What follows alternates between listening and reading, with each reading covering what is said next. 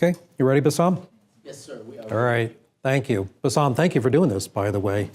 This was your idea. It's a nice way to get everybody together and talk about the importance of international education, international experiences for our students, which is a very high priority to me. So if I can speak in my dean role just for a couple of minutes, we very much want to grow the study abroad experience, the opportunities for our students to study internationally, and it's not easy. And it's not easy primarily because of cost. So many students, of course, struggle to be able to meet their obligations to study at the university. That extra trip abroad kind of puts them over the edge, and we have to find ways to make it more accessible to our students so that they have that education. I'm sure you've seen the data on the percentage of American citizens who actually have a passport and have ever gone abroad, and it's shocking. It really is. So we need to be leaders in that regard in conveying the importance of getting our students out into the world. And I've been trying my level best to raise money and find different ways to support study abroad for our students in the Shar School. If I can talk a few minutes about how I got into this program. I'm not a China expert, by the way. I'm an Americanist. But I've been invited to China many times and have traveled there many times, lecturing at different universities about the American governmental system and processes. And there's an enormous amount of fascination there, as there is in much of the world, about what happens in this country. So you don't have to be an area expert or a nation expert to be doing a program in another nation state or to be a lecturer there. Oftentimes you can find corresponding interest or skills that you have that are of particular interest to the people where you will be visiting, studying, lecturing, and the like. So the program we did on China Study Abroad was in Beijing, and it came about as a result actually of a partnership that I was able to develop with Hong Kong Baptist University. So I made 3 trips to China last year. The first one was to Hong Kong and Macau and was lecturing at different universities there. And in the course of interacting with colleagues at Hong Kong Baptist University, the director of their Masters of Public Administration program said, by the way, we have a program that we do in Beijing for our students. We have 25 students go. It's mostly funded by the Chinese Academy of Social Sciences. And wouldn't it be wonderful if we could bring together American and Chinese students on a study abroad program about the operations of China public administration? What a benefit that would be to the students to be able to interact with each other from the different countries. So he said we can help cover up to 5 students, and we put out a call. Michelle Malor, our study abroad director, is here for a study abroad program in Beijing that the Chinese Academy of Social Sciences was largely putting together for us. And we had more than 5 students, but we spread the cost of the extra students across a larger number of students, which made it an extremely cost-effective program for which a lot of students have profusely thanked me. But it was really a partnership with an international university that brought this about. So I do want to emphasize for my colleagues here, who are interested in growing our study abroad program, to the extent that you can build partnerships, there can be opportunities. And this came about very unexpectedly. And this partnership now will continue. This will be an annual program. And I'll be able to support, again, up to a certain number of students. And then in addition to that, spread the cost of the additional students across a larger number and make it a much more affordable program. We don't believe in academic tourism. Our programs, we feel very strongly, must be academically sound and rigorous. That's something we've always held to here in the Shar School. And the program that we had was really a very rigorous one. It was 1 week of programs in Beijing that involved a number of foundations, think tanks, research institutes, and government agencies where the students were invited to hear presentations and interact with officials. So just as an example of some of the site visits and lectures and programs, the China Foundation for, yeah, that's a fun picture. I had to do that. So sorry, Yu Hong was on the program. You're in there. On our one culture day, not academic day, we went to the Great Wall. So we made it up there and decided to take a group picture. And someone had this great idea of everybody peeking out from the sides there, and me in the middle. So anyway, thanks for that.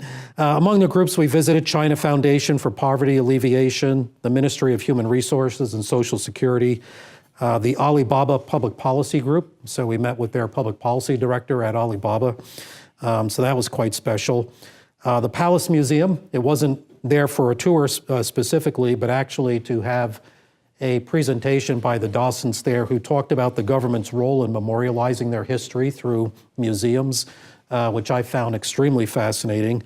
And also for the National Center for the Performing Arts, where the discussion there was about government's role in facilitating the arts. And our students, mostly American students, had some interesting and challenging questions about the intersection of government's role in the arts and how that works in China, and what some of the challenges there are for artistic freedoms and the like.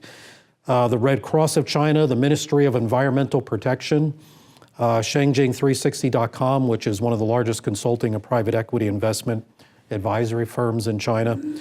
And then we had a program at the U.S. Embassy in Beijing where we met with several different officials from different units at the embassy who did presentations for our students.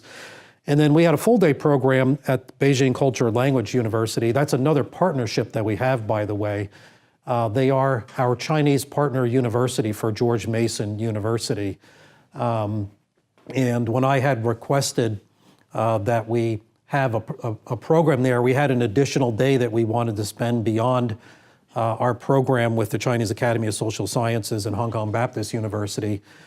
They willingly invited our students, and it was quite amazing because it was on pretty short notice, and their students made presentations for us. About 75 students there who interacted with our students, and I made my students do on-the-spot presentations that day, really talking about what they learned and saw, and how they kind of think differently about this country based on having had their first opportunity. In the case of most of them, a few are actually from there, but 6 of the 8 students had not been to China before, and that was quite eye-opening. So again, I'm a big believer in the importance of engagement abroad.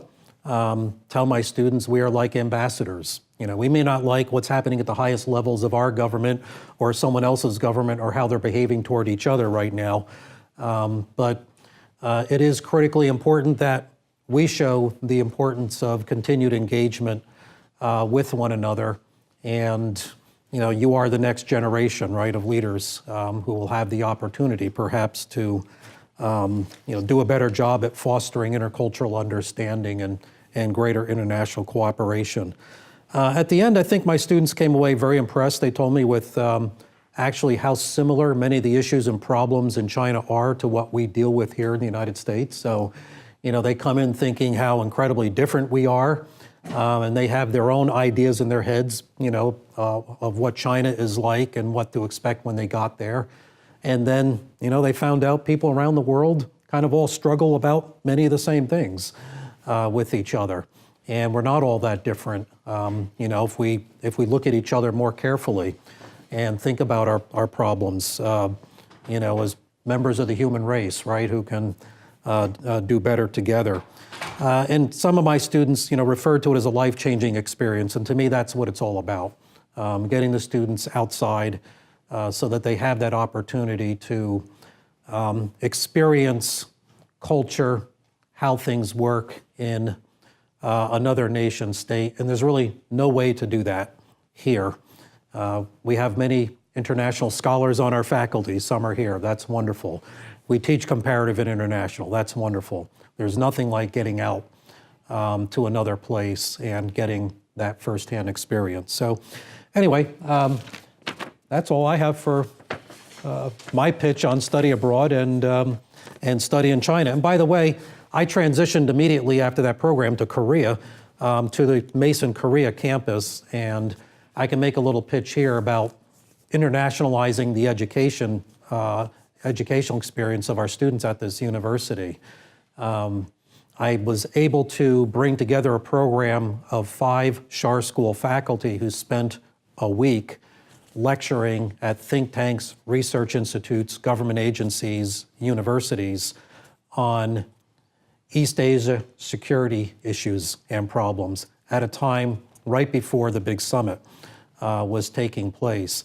And it was absolutely fascinating to do that. But we have a campus in Songdo with about 500 students right now. The university is committed to growing that. It's another opportunity for international engagement where the cost of going abroad could be substantially lower than is the case in many academic programs. Since they have housing, they have our own faculty, we can use our own facilities and then get out into Seoul, which is about an hour away, and do some programs around the Korea Peninsula. So think about ideas, what we can be doing, what we can be doing better in international engagement and study abroad.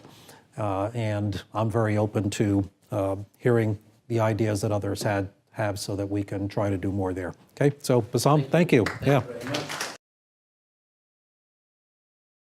much.